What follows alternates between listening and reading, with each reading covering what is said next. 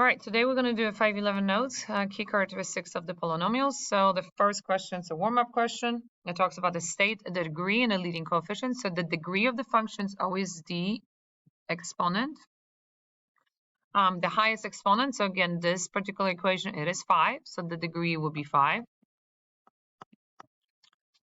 Okay, now the leading coefficient is the number that leads the equation, which is leading coefficient will be -3. Now, this leading coefficient is negative, which from yesterday's lesson, you guys will notice that when you draw a function, that tells me that the end of the tail right here, because it's negative, will be going down, okay? Now, also 5, it's an odd number, which means it's going to be odd degree, which again, with an odd number and odd degree, the function is going to have two ends going in the opposite direction, not in the same direction. Even degree will be in the ends go in the same direction, okay? So let me take that down so I can erase that here very quick. So let me erase that. Oops, let me erase that here for you guys. So that means it is asking us, are we able to determine the end behavior of the function based on just this equation? Yes, we are. Since we know this is an odd function, we know that the ends are going to go in the opposite direction. Okay. We also know that, so this end right here is going up and this end right here is going down. So that means odd. We also know that on the positive side right here, the function is going to go down because we have a negative leading coefficient. So on the positive infinity, our end tail is going to go down. We already know that. We know that because this leading coefficient is negative, okay? We also know this is an odd function, so the ends are going to go in the opposite direction, which means this has to be opposite to the negative, which means it's going to be positive, okay? All right. So here we're just going to talk about the key characteristics of the polynomial. We're going to learn about the maximum values, which is the highest hump, the relative maximum, which is the second highest hump. There is no absolute minimum right here because these will approach negative infinity. We also have a relatively minimum, which is like the dip, okay? We're also going to learn about increasing the functions, constant, which means when the function stays in the same place, and then decreasing. And then we're going to learn about positive values and negative values. So remember, the negative go on below x-axis and positive go above x-axis, okay? All right, so first example talks about identified interval. Interval means a section, okay? That's like a piece of your function. So I'm going to start with increase and decrease. And what I'm going to do is I am going to show you guys again. Remember that we're reading function from left to right, okay? So from left to right in this direction. Now, I am going to identify which places function goes up and which places function goes down. So I'm going to do a number line for everybody, okay? Now, in the number line, I'm going to identify when is the function stopping and where is switching direction, basically. So it goes up, and then at that point, at -3, the function will start going down, okay? So after it goes down right here, at this point right here, x-axis only, -0.5, it looks like. At -0.5, now my function is going down, and at that point, -0.5 is going to go back up again. This is one of my functions traveling back up here again. Then at this point right here, at 2, my function will travel down again, okay?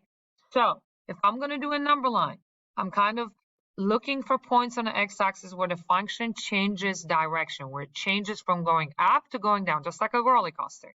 So now, from the left of -3 right here, this function is increasing, okay? And after it gets to this 3 right here, -3 on the top, now it's going to decrease. Between -3 and 0 and -0.5, it's decreasing. And when it hits -0.5, there this function again, it's traveling back up to an increase. And then again, down to a decrease, okay? So when you're writing a number line, remember that you're starting from negative infinity and you're going toward positive infinity. So if I want to talk about the interval, means the section when the function is increasing, I can say my function is increasing in this place right here. which is right here, which is this section. Okay, so that is from negative infinity to a -3, and that's where it stops. Then it increases again from here to here, which is this point right here between -0.5 and 2. This is also increased on the number line. So I'm going to go -0.5 and 2. Okay. Now, when is it decreasing? Well, it's decreasing right here. So I'm from -3 to -0.5 right here. So -3, -0.5. And it's also decreasing from 2, which is right here, which is from this point forward. And again, it is decreasing from 2 to positive infinity because I am reading it left to right. I'm not reading it down. I'm reading it left to right. Okay? Very well. Now, let's switch to positive, negative. Now, for positive and negative, we're talking about positive on numbers are above x-axis. So this right here and this right here. And negative on numbers are below x-axis. Okay? Again, when I'm talking about the range, I'm going to draw a number line. I'm going to talk about x-intercepts. These are my points. I got -4. I got -2. So if I erase that to make it clear, this is what I'm talking about. X-intercept. Why? Because in between x-intercepts, this is where the function crosses to the opposite side, to a negative. Okay, so I got -4, -2, 1, and 3. Again, on this side right here, this is negative. This is negative. This right here is positive. Okay. This right here is negative again. And this right here is positive. And this right here is again negative. Okay. No, this is positive. I'm sorry. And this is negative. Okay. Now, again, if you want to talk about from what point to what point, it's negative again, from negative infinity to positive infinity. This is always going the same direction. It's always infinity at the end.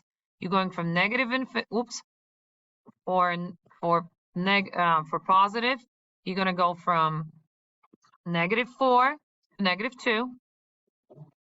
Okay. And then from 1 to 3.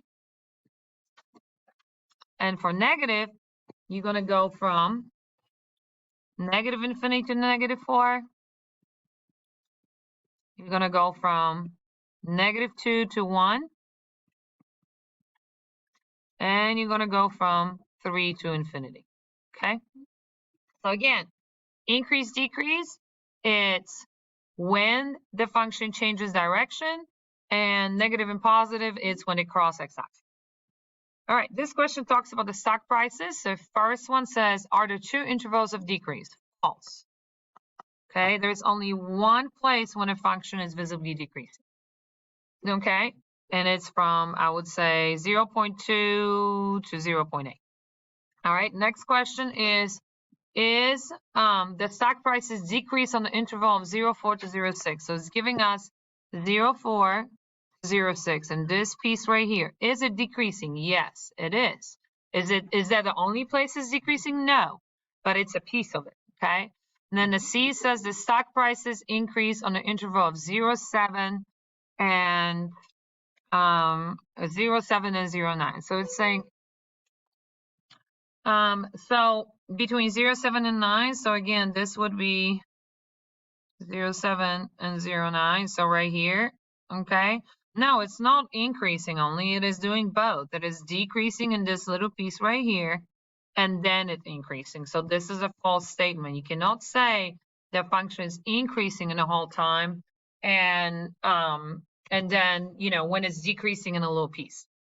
And then the stock prices has negative value. On the interval, there is no negative value. So I don't even have to try to figure out where the interval is. There is no negative value. All the values are above 0. All of these are positive. Okay, so this is a false statement. And then the E says the stock prices always has a positive value. That is a true statement. Okay. All right.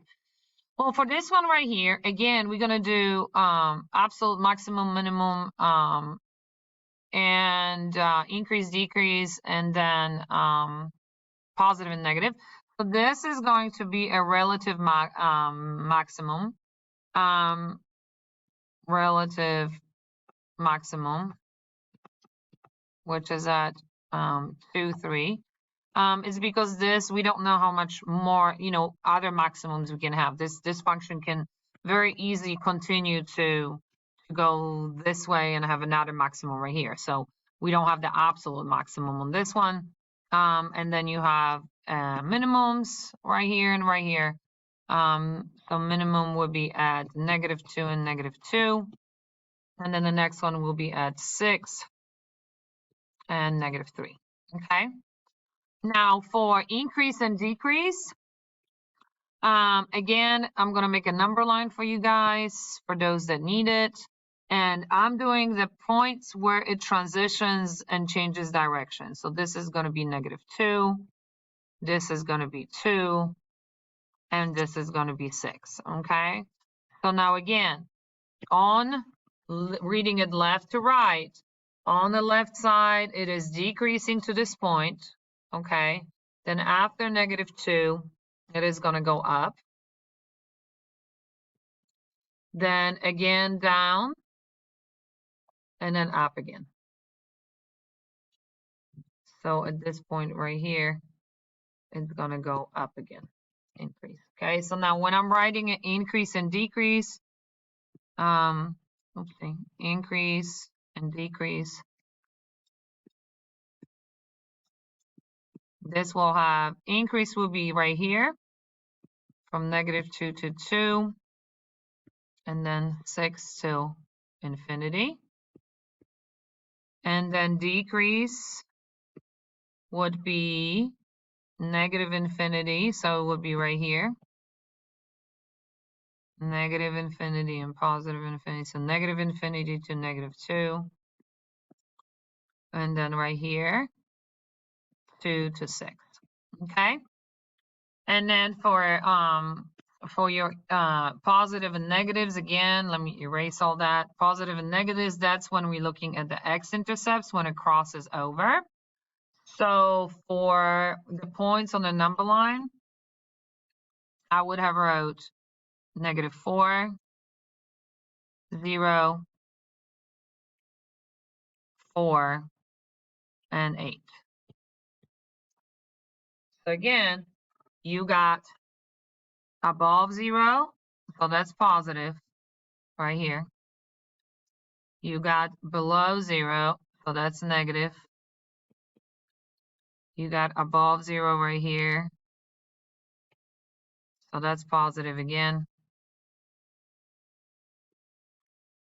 You got below 0 right here, and then positive again on this side. Okay. Again, if we're going to write the integral for positive and negative, we would have wrote positive will be right here, -infinity to -4, and 0 to 4, which is right here, and 8 to infinity, which is right here. And then for your negative values, we would write -4 to 0, and then 4 to 8. Okay. And then the last one talks about, let me make that bigger. Last one talks about owners of amusement park. So you have 365 days on the middle right, on the bottom right here. So this is your days. It's saying what day of the year did the park see the most visitors? So obviously that would be your maximum. So I would say it's kind of estimated of 285. Again, you can make it 286 or closer to 280. It's not that big of a deal. All right. Over what interval was the daily number of visitors increasing? So it's increasing here and it's increasing here. Again, it's gonna go from 60 to probably I don't know, I said 60 to 105. Okay, estimated. And then again from here, which is 190, to I would say 280. Okay, so this piece right here, so this piece right here, okay? When did the park have over 400 visitors? Let me erase these things right here for you. Over 400, that's right here. So that's this piece right here. So let's trace it down again. It looks like between 270 and 305, I guess. 270 and 305. Again, it could be 265, depending on how you're reading it. It had about 400 visitors. An amusement park is closed during winter. Which interval or intervals on the graph do you think represented? Well, when we don't have anybody, there will be a 0 visitors. So obviously this piece right here and this piece right here. So it would be from 0 to 60, then from 331, I guess, to 365. Okay, because that's how many days we got in the year. And the last one says describe the attendance during each season, spring, summer, fall.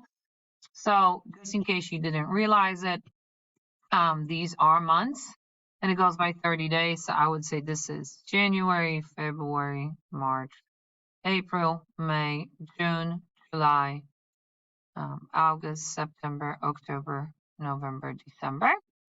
And of course, up here in the spring, between I would say March and almost May, it's a lot of visitors.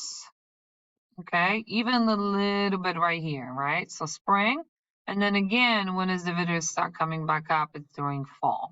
Okay, and then that's the most, and then during summer, it actually seems like they're decreasing. Okay, between like June, July, and August. All right, that's it. Make sure you guys work on your Delta math. I assigned number 7 to it for you guys to work on.